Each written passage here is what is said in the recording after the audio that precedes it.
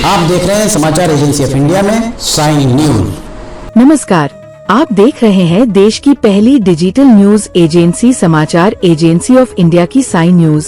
इसके धर्म प्रभाग में आपका स्वागत है। अब आपको पितर पक्ष के चौथे दिन किस विधि विधान के साथ किया जाए श्राद्ध के बारे में बताते हैं। आशा है आपको ये पसंद आएगा। आप इसे ध्यान पूर्वक सुनिए और धर्म लाभ लीजिए। आइए सुनते हैं पितर पक्ष के चौथे दिवस के बारे में विस्तार से। चतुर्थी तिथि का श्राद्ध कब करें? 10 या 11 सितंबर? जानिए सही तिथि, दिन और शुभ समय। जानिए चतुर्थी को देवलोक गमन करने वाले किन पितरों का किया जाता है श्राद्ध। आप देख, सुन और पढ़ रहे हैं समाचार एजेंसी ऑफ इंडिया की साइन न्यूज के धर्म प्रभाग में विभिन्न जानकारियों के संबंध में। पितर पक्ष, जिसे श्राद्ध पक्ष भी कहा जाता है, सनातन धर्म में एक अत्यंत पुण्यकाल माना जाता है। ये अवधि उन पूर्वजों को समर्पित होती है जो इस लोक से परलोक गमन कर चुके हैं। ऐसा विश्वास है कि पितर पक्ष के दौरान विधि पूर्वक श्राद्ध, तर्पण और पिंडदान करने से पितरों की आत्मा को शांति मिलती है और वे अपने वंशजों को आशीर्वाद देते हैं। हर दिन किसी न किसी तिथि के अनुसार विशेष श्राद्ध होता है जो पितरों की मृत्यु तिथि के आधार पर किया जाता है। पितर पक्ष, अगर आप जगत को रोशन करने वाले भगवान भास्कर, भगवान विष्णु जी, देवाधिदेव महादेव, ब्रह्मांड के राजा भगवान शिव एवं भगवान श्री कृष्ण जी की आराधना करते हैं, और अगर आप विष्णु जी, मर्यादा पुरुषोत्तम भगवान श्री राम जी एवं भगवान कृष्ण जी के भक्त हैं, तो कमेंट बॉक्स में जय सूर्य देवा, जय विष्णु देवा, ओम नमः शिवाय, जय श्री कृष्ण, जय श्री राम, हरिओम तत्सत, ओम नमो भगवते वासुदेवाय नमः लिखना न भूलिए। वर्ष 2025 में पितर पक्ष की शुरुआत 6 सितंबर से हो चुकी है। इस बार चतुर्थी श्राद्ध की तिथि को लेकर लोगों में भ्रम की स्थिति बनी हुई है, क्योंकि अलग अलग पंचांग 10 और 11 सितंबर दोनों को ये तिथि बता रहे हैं।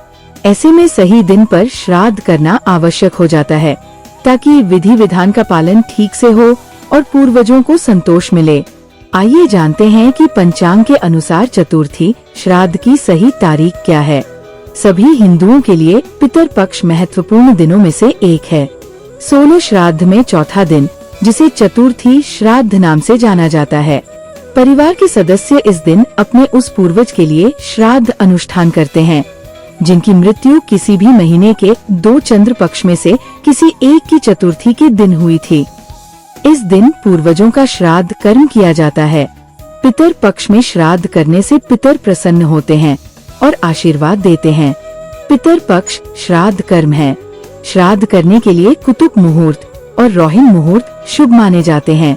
इसके बाद का शुभ समय दोपहर के अंत तक रहता है। श्राद्ध के अंत में तर्पण किया जाता है। गरुड़ पुराण में कहा गया कि मृत्यु के 13 दिन बाद आत्मा की यमपुरी की यात्रा शुरू होती है। वह 17 दिन के बाद वहां पहुंचता है। यम के दरबार तक पहुंचने के लिए आत्मा 11 महीने तक यात्रा करती है। इस अवधि के दौरान भोजन और पानी प्रदान करने के लिए पिंडदान और तर्पण इस विश्वास के साथ किया जाता है कि इससे आत्मा की भूख और प्यास संतुष्ट होगी। जानिए आखिर कब है इस साल चतुर्थी श्राद्ध। इस साल चतुर्थी श्राद्ध 10 सितंबर 2025 बुधवार को मनाया जाएगा। दरअसल ये तीसरे श्राद्ध के साथ ही पड़ रहा है, जिस वजह से ही ये सारी भ्रम की स्थिति उत्पन्न हुई है। पितर पक्ष की चतुर्थी तिथि 10 सितंबर 2025 की दोपहर 3:06 से लग जाएगी और इसका समापन 11 सितंबर की दोपहर 12 पर होगा। चतुर्थी श्राद्ध मुहूर्त जानिए। कुतुब मुहूर्त रहेगा सुबह 11:53 से दोपहर 12 तक। इसकी अवधि रहेगी 50 मिनट। रोहिणी मुहूर्त रहेगा दोपहर 12 से दोपहर 1:50 तक। इसकी अवधि रहेगी 50 मिनट एवं अपराह्न काल रहेगा दोपहर 1:31 से दोपहर 4:02 तक। इसकी अवधि रहेगी 2.5 घंटे। जानिए पितर पक्ष के चौथे दिन किसका श्राद्ध किया जाता है। पितर पक्ष का चतुर्थी श्राद्ध परिवार के उन मृतक सदस्यों के लिए किया जाता है जिनकी निधन किसी भी महीने की चतुर्थी तिथि पर हुआ हो। चतुर्थी श्राद्ध को चौथ श्राद्ध के नाम से भी जाना जाता है। अब जानिए कि चतुर्थी श्राद्ध कैसे करें। श्राद्ध के दिन ब्रह्म मुहूर्त में उठकर स्नान करके शरीर को शुद्ध किया जाता है। इसके बाद पूजा स्थल को साफ सुथरा करके गंगा जल से छिड़का जाता है। गंगा जल, जौ, कच्चा दूध, शहद, तुलसी की जलांजलि देने के बाद शुद्ध घी का दीप जलाए, धूप दें, गुलाब का फूल चढ़ाएं। सबसे पहले देवी देवताओं को जल अर्पित किया जाता है। इसके बाद पिता से शुरुआत कर जिन भी पूर्वजों के नाम याद हो वहां तक सभी पितरों के नाम लेकर उनका उच्चारण करें। इस दिन भगवान विष्णु और यम की पूजा करने के बाद तर्पण कर्म करें। तिल के पिंड बनाकर पितरों को अर्पित किए जाते हैं। ब्राह्मणों को भोजन कराया जाता है। श्राद्ध में कढ़ी, भात, खीर, पूरी और सब्जी का भोग लगाता जाता है। इसके बाद भोजन को गाय, कौवे, कुत्ते और फिर चींटियों को खिलाएं। इस दिन घर में किसी भी तरह का कोई कलह न करें। श्राद्ध में मांसाहार, बैंगन, प्याज, लहसुन, बासी भोजन, मूली, लौकी, काला नमक, सत्तू, मसूर की दाल, सरसों का साग, चना आदि वर्जित माना गया है। श्राद्ध के दौरान दान करना शुभ माना जाता है। श्राद्ध के दौरान मांगलिक कार्य करना, शराब पीना, मांस खाना, झूठ बोलना और ब्याज का धंधा करने से पितर नाराज हो जाते हैं। श्राद्ध के दिन काले वस्त्र नहीं पहने। अब जानिए चतुर्थी श्राद्ध का महत्व। पितर पक्ष श्राद्ध कर्म है। श्राद्ध करने के लिए कुतुब मुहूर्त और रोहिणी मुहूर्त शुभ माने जाते हैं। इसके बाद का शुभ समय दोपहर के अंत तक रहता है। श्राद्ध के अंत में तर्पण किया जाता है। माना जाता है कि चतुर्थी श्राद्ध करने से पितर दोष दूर होता है और व्यक्ति को सुख समृद्धि की प्राप्ति होती है। इस दिन पितरों को तर्पण, पिंडदान आदि करके उनका आशीर्वाद प्राप्त किया जाता है। पितरों का आशीर्वाद जीवन में सफलता और सुख शांति लाता है। गरुड़ पुराण में कहा गया कि मृत्यु के 13 दिन बाद आत्मा की यमपुरी की यात्रा शुरू होती है। वह 17 दिन के बाद वहां पहुंचता है। यम के दरबार तक पहुंचने के लिए आत्मा 11 महीने तक यात्रा करती है।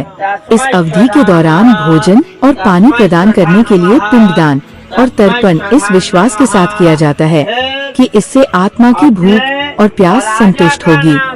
पितर पक्ष से जुड़ी महत्वपूर्ण बातें जानिए।